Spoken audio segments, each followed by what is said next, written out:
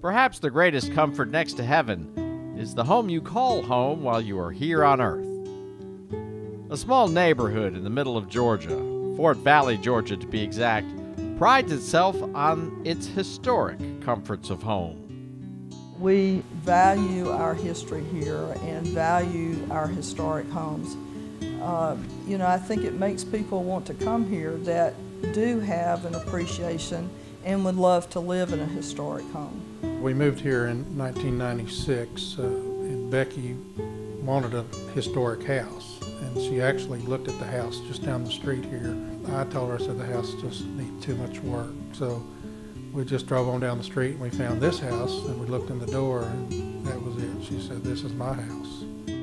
Only an hour and a half from Atlanta, less than an hour from Columbus and Macon, and only 2 or 3 hours from Savannah and Florida, Fort Valley's Everett Square neighborhood keeps the tradition of a good old-fashioned neighborhood.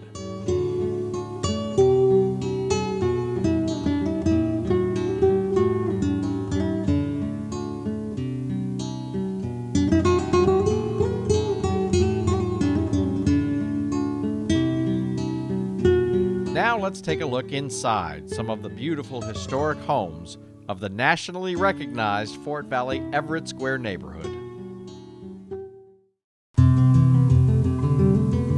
Rich and Becky Adamson fell in love with this Queen Anne-style house, highlighted with curving porch ceilings and rope scrolls adorning the porch gable.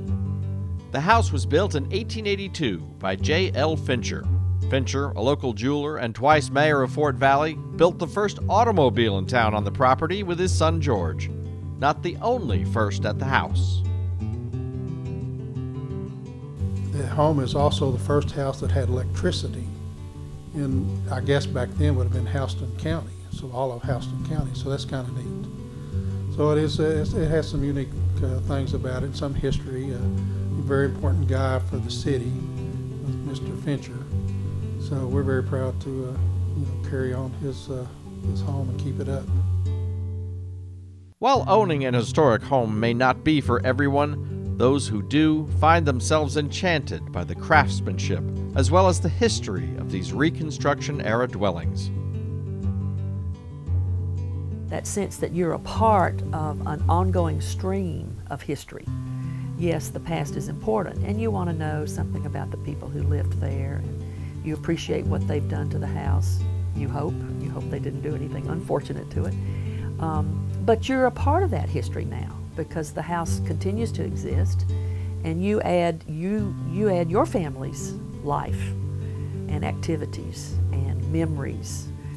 You become a part of that stream of people who have laughed there and cried there and worked there and gone through difficult times and survived, and your family's history becomes a part of that house's history. Looking down some streets around Everett Square, not all that much has changed over the past century. Many of the Everett Square homes were built just as the country was transitioning to electricity, fostering a unique period of hybrid energy usage at home. The light fixtures in the house, they are combination gas and electric light fixtures. Most of them are original to the house with the original glass. Supposedly this house was the first one that was built on College Street that after they found out that they would be getting electricity in this neighborhood. We had our own power plant in Fort Valley, and so they built the house before the electricity was available on this street, and they used the gas fixtures until the electricity got here.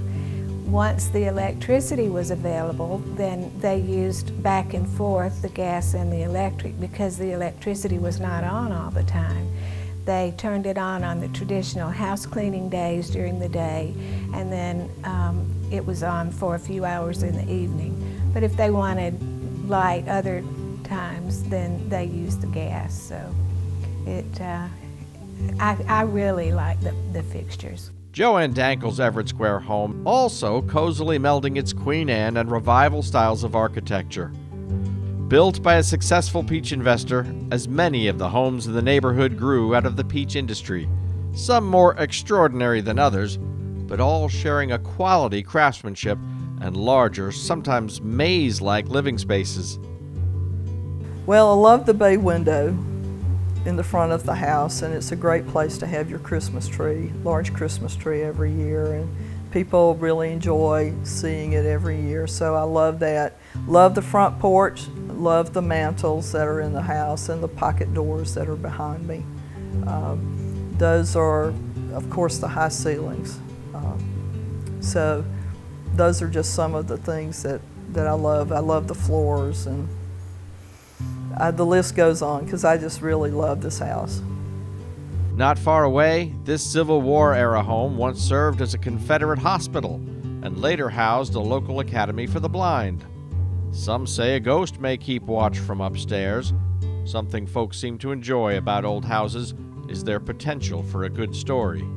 I think there's one bedroom that's haunted that used to be an apartment back in the, I guess, the 20s or 30s when things were pretty tight around the world.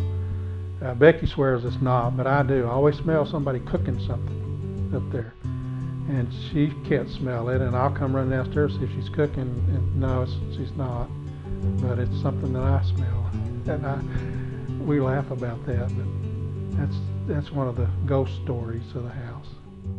It takes a neighborhood to make a community what it is, and that is something to which all of the residents here will attest. From churches to local civic clubs to just knowing the neighbors and caring, these attributes help make the nationally recognized Everett Square Historic Neighborhood in Fort Valley, Georgia, such a rich place to live.